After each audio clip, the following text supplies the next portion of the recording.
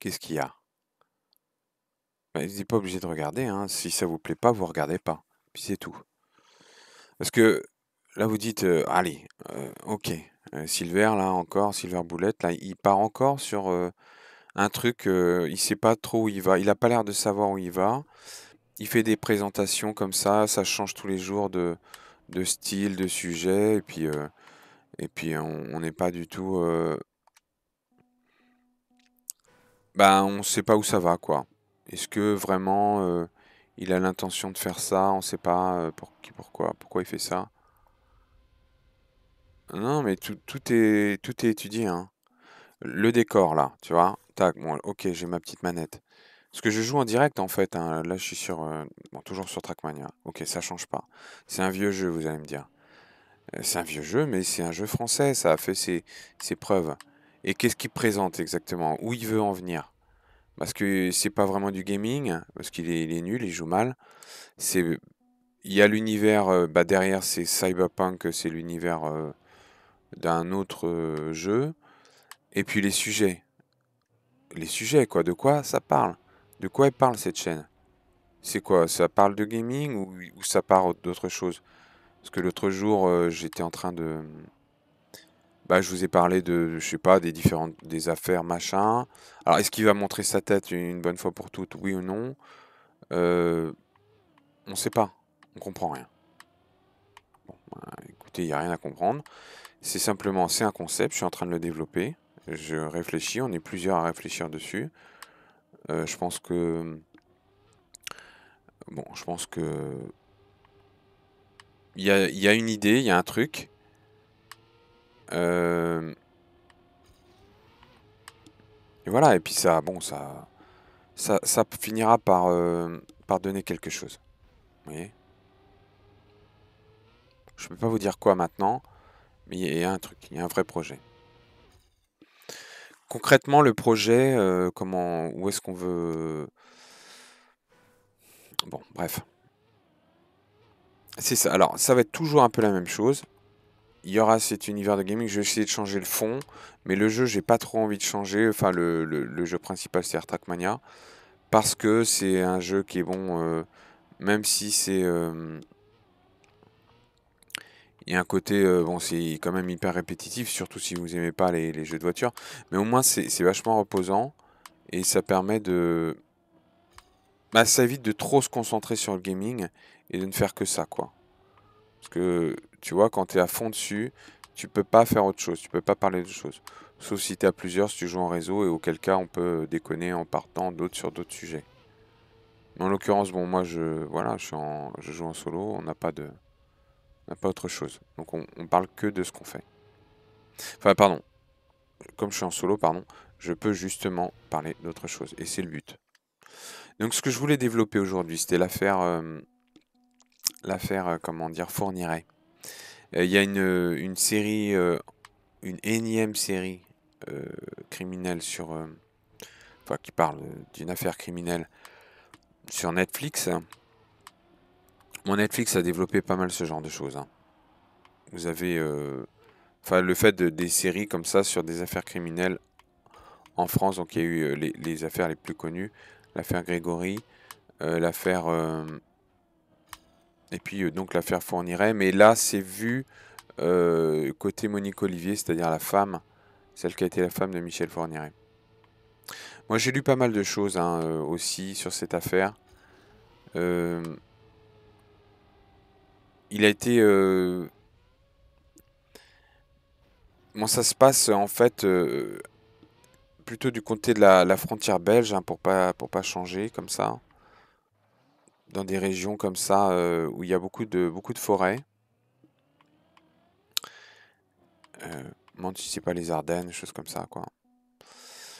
Et puis, euh, et puis donc il y a un type comme ça qui finit par se faire arrêter parce que euh, une de ses victimes lui échappe. Une victime lui échappe. Il y a eu, et moi ce qui m'a marqué parmi les victimes,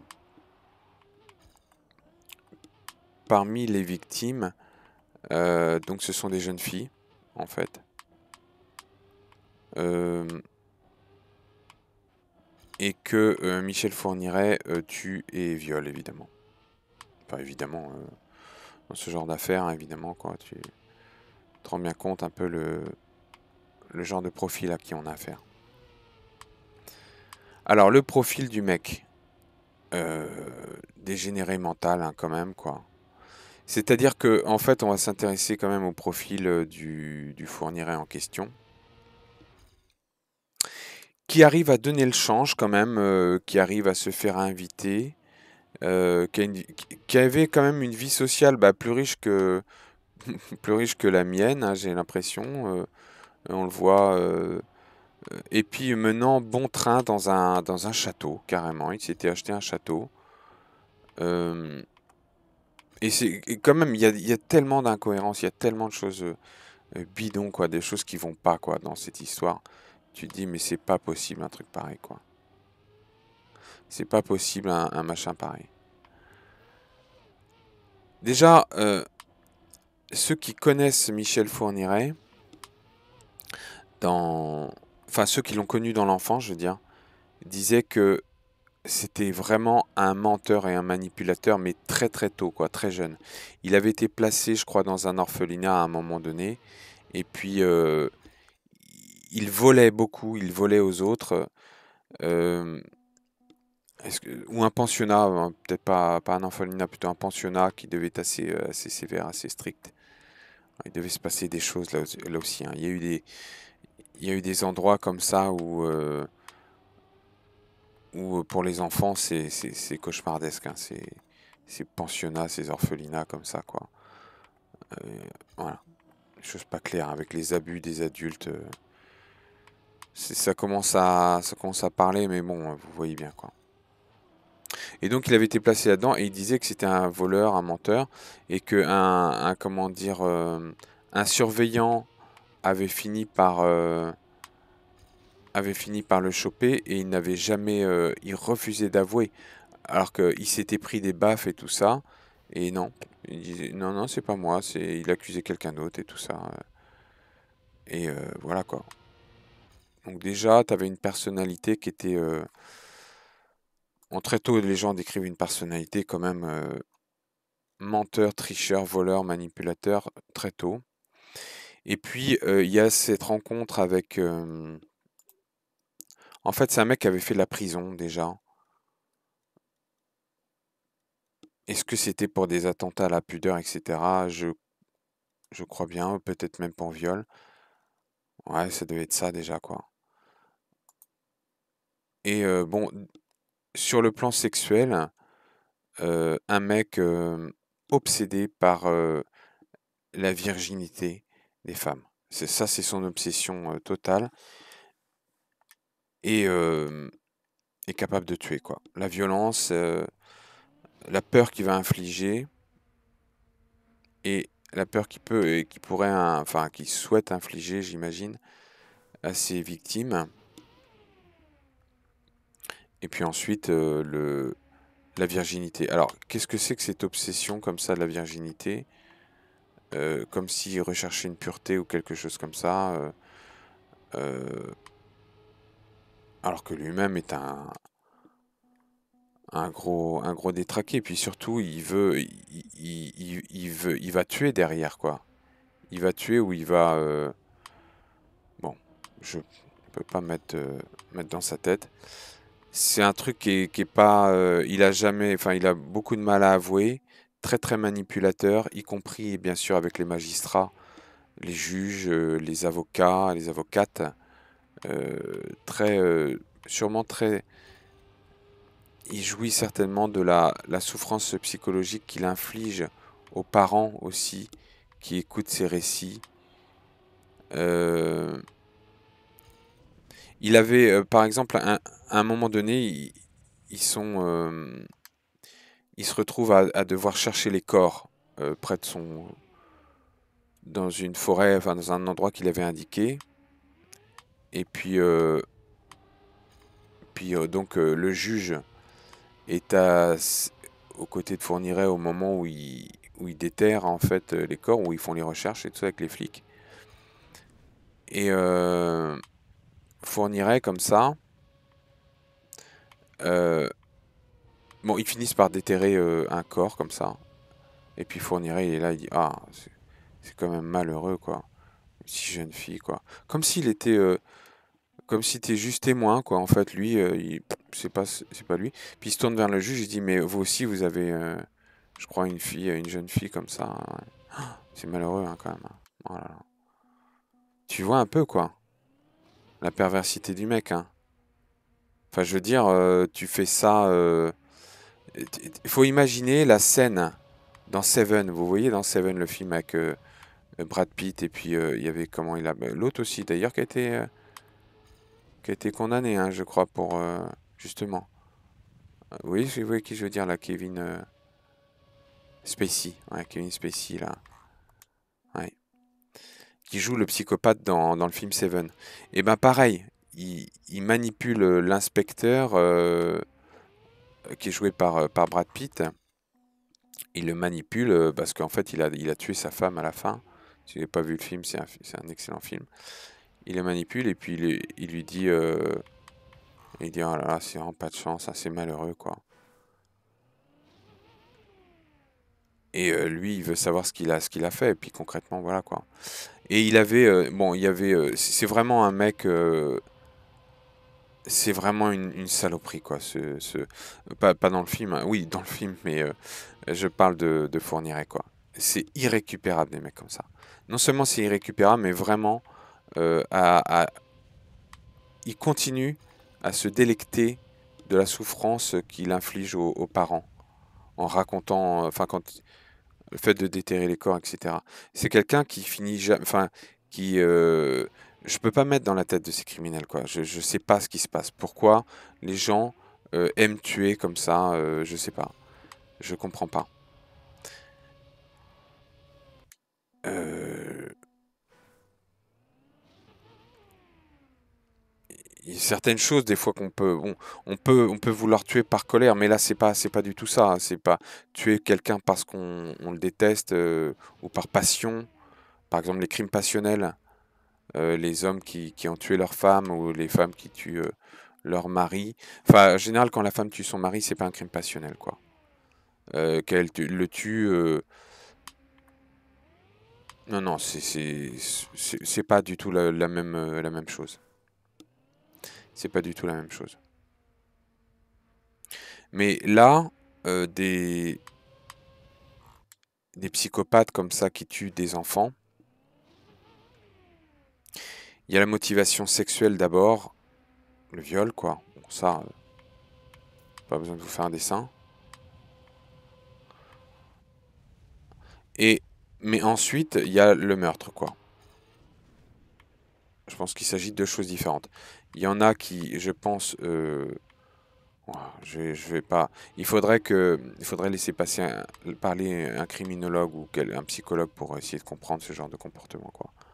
Pour essayer de les expliquer. Voilà. Bah, toujours est-il que ce mec-là, quand même, a pas tout dit. Et parmi les victimes, il y avait une jeune fille. euh, ça m'a, ça m'a marqué parce qu'elle était d'origine, enfin, la maman était d'origine thaïlandaise, quoi, je crois, ou peut-être philippine ou cambodgienne ou enfin d'Asie du Sud-Est comme ça. Mais je crois que c'était thaïlandaise. Et la petite portait le nom de Maniana, quelque chose comme ça, Maniana. Et en fait, elle avait été adoptée parce que la femme thaïlandaise, la mère de cette jeune fille, euh, s'était mariée avec un Français, du coup, quelque chose comme ça. Et on les voyait tous les deux. Et puis après, ils avaient été divorcés. Et puis la maman, elle avait été vraiment, vraiment seule comme ça. Et ça, c'était dans l'épreuve, quoi. Dans ça, ça a été déraciné en plus, hein, et déraciné de son pays d'origine.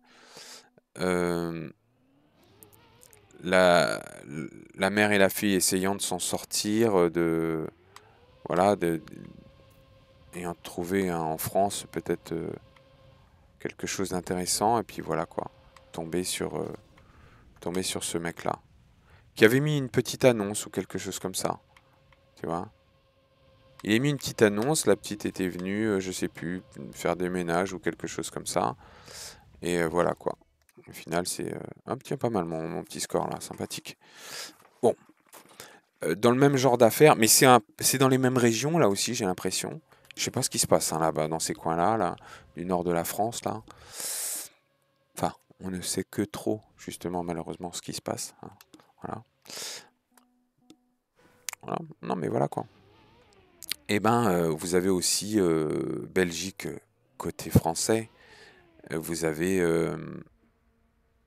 en Wallonie, hein, du coup, c'est comme ça qu'on appelle ça. Parce qu'il y a la Flandre et la Wallonie. La Flandre parle néerlandais, je crois. Et la Wallonie, je connais pas bien, hein. Je connais très très peu. J'ai juste mis les pieds vite fait en Belgique à 2 ou 3 occasions. Et la Wallonie parle français. Et il y a une différence entre les deux, tu vois. Enfin, je veux dire, il n'y a pas besoin d'être un grand spécialiste de la Belgique pour comprendre que les Flandres, côté Flandre, ils peuvent pas blairer le sud qui est enfin le sud, la Wallonie, qui est considéré vraiment comme le voilà quoi, le dépotoir quoi. Et il y a des différences comment dire, il y a des différences dans ces régions-là, vraiment de niveau de revenus, de choses comme ça, vous voyez. Il y a un contraste énorme. Quand on voit, par exemple, leur ministre de la Santé, leur ministre de je ne sais quoi, qui qui parlent français comme ça et qui sont vraiment certains, mais vraiment, tu te demandes d'où ça sort, quoi. Et donc, tu as des criminels qui sont pas forcément dans ces coins-là, des gens qui sont pas forcément très futés, mais qui arrivent à échapper à la police et tout, parce que tu te dis, enfin, il y a quand même des erreurs de base et tout. Tu dis, putain, les flics, ils doivent pas être super affûtés non plus, quoi, hein. Super futés. Je parlais au couteau, je pensais au couteau affûté. Euh, la fameuse expression, t'es pas le couteau le plus aiguisé du tiroir ou quelque chose comme ça. Hein, ce genre de réflexion. Alors, il y en a qui se croient drôles, hein, à dire ah, t'es pas le couteau le plus affûté du tiroir. Et qui dit ça? Mais non, non, stop. Bon, bref, en tout cas, en Belgique, en tout cas en Wallonie, comme ça, comment, la police est quand même pas super douée. Il y a des erreurs énormes. Tu te dis, mais c'est pas possible, il y a une volonté de nuire, quoi. C'est tellement des erreurs dans des enquêtes sont faites. Sur l'affaire du trou, moi j'avais lu le bouquin euh, de Sabine Dardenne, je crois que c'est ça son nom, Sabine Dardenne, euh, qui, euh, qui raconte en fait, qui est enfin, la seule avec l'autre, Sabine et Laetitia, elles étaient deux, à avoir été enlevées, et elles s'en sont sorties, elles ont réussi à s'échapper. Enfin, pas s'échapper, mais la police est venue les chercher. Et tu te dis,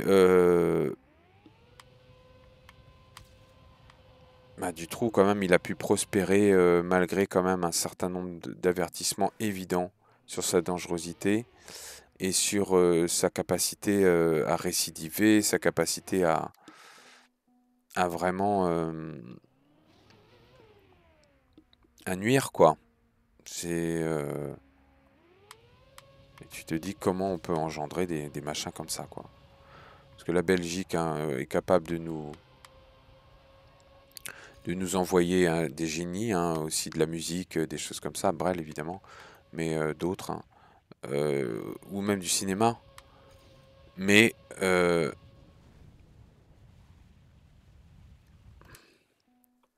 mais il y a euh, quelque chose, tu dis que ça tourne pas rond. Regardez le film quand même le film, hein, c'est à côté, c'est arrivé près de chez vous, hein, de Benoît Poelvoorde. Bah, c'est hyper glauque. Alors on rigole hein, évidemment, hein, c'est de l'humour, enfin, mais quand même, il y a quand même une scène, notamment une scène de viol et tout, ou bon, des assassinats, parce que le mec c'est un assassin dans le film. euh, c'est quand même hyper violent de manière générale, et ça reflète quand même cette violence, la crudité des propos, reflète quand même une certaine réalité de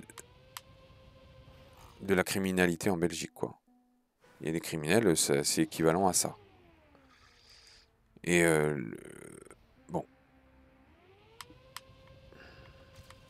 c'est pas une affaire, ce sont des affaires vraiment, vraiment sordides parce que les mecs ont, ont tué, des enfants.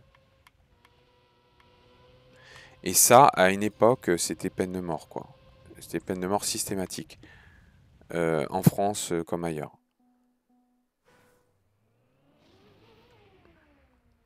Il y avait pas, c'était pas le bagne, hein, vous voyez, parce que le bagne, là, c'était, on pouvait dire que c'est pire.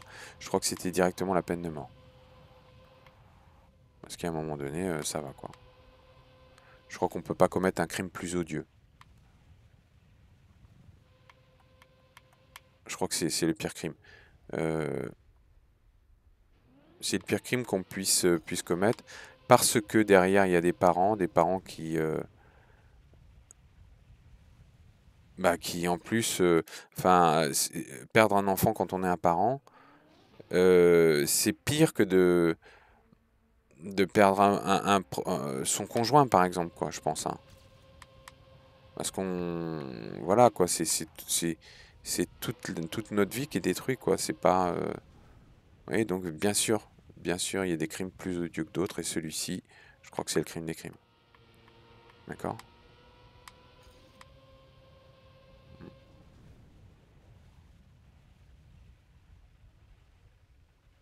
J'ai pas trop, j'ai pas grand-chose à dire sur ces histoires, quoi. Qu'est-ce que la société doit faire de ça? Sinon les éliminer, quoi.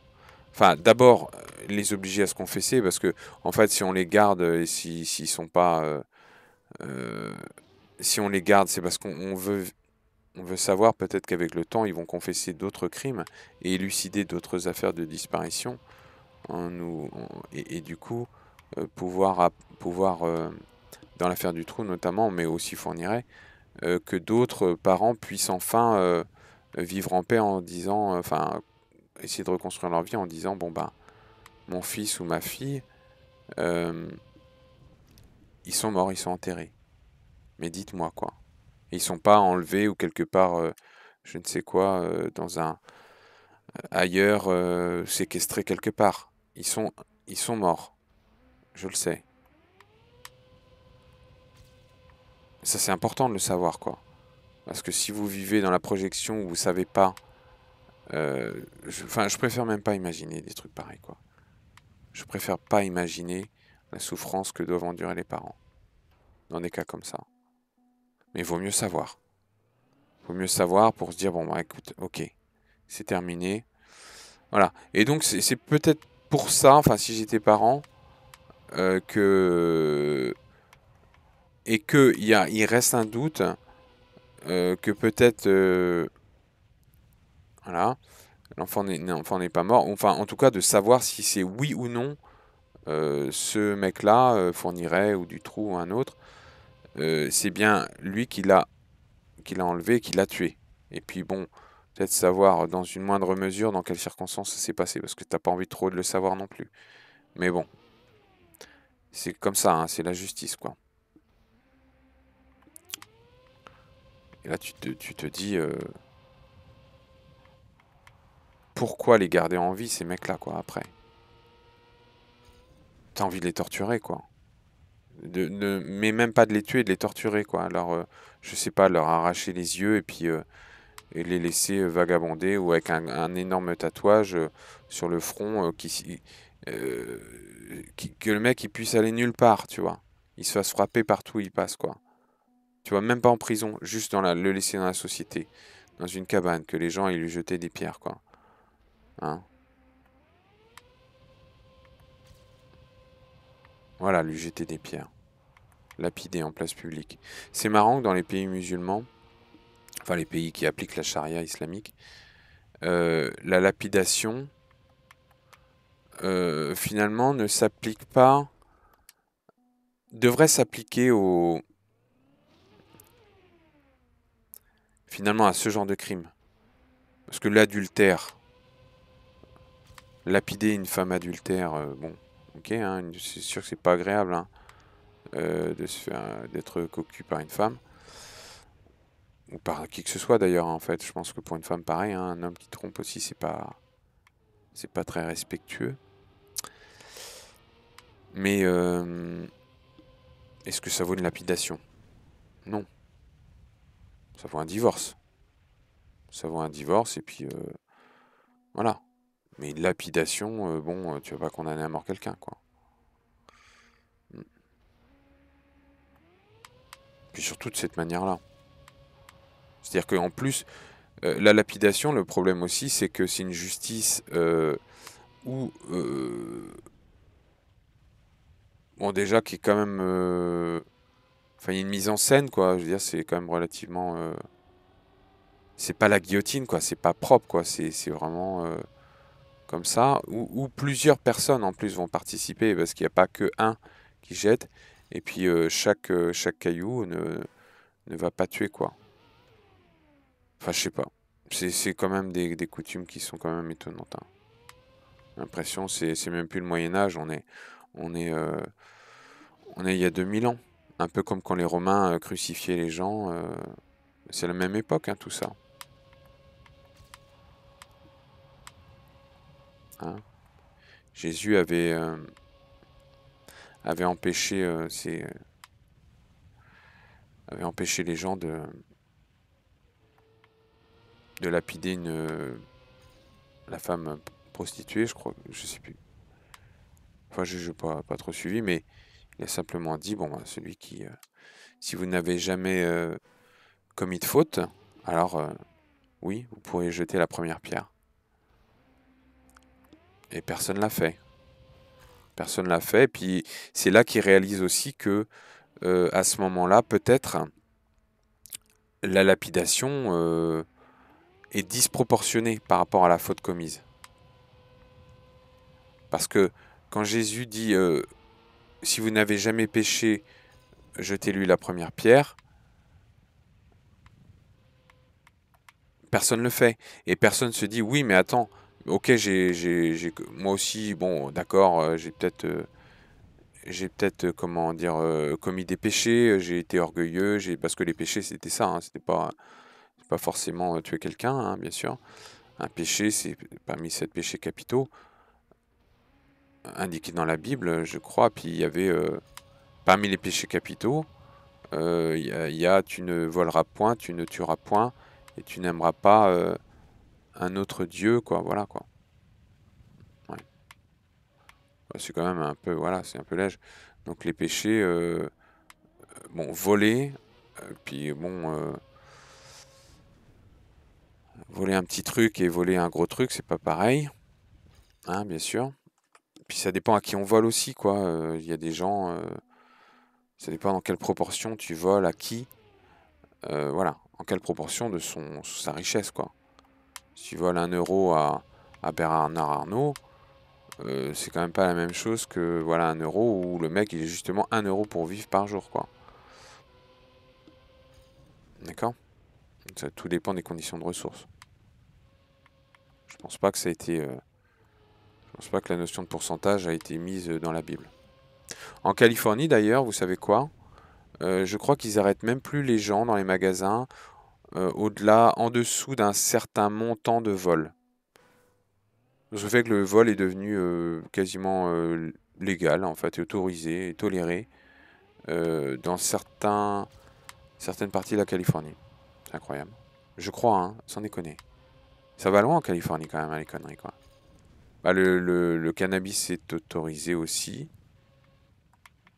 Bon, c'est pas pour ça que ça me donne plus envie d'aller en Californie. Parce que moi, je suis pas spécialement, même pas du tout, en fait, un fumeur de quoi que ce soit. Et voler, bah c'est pas, non, c'est pas terrible non plus, quoi, quand même, quoi.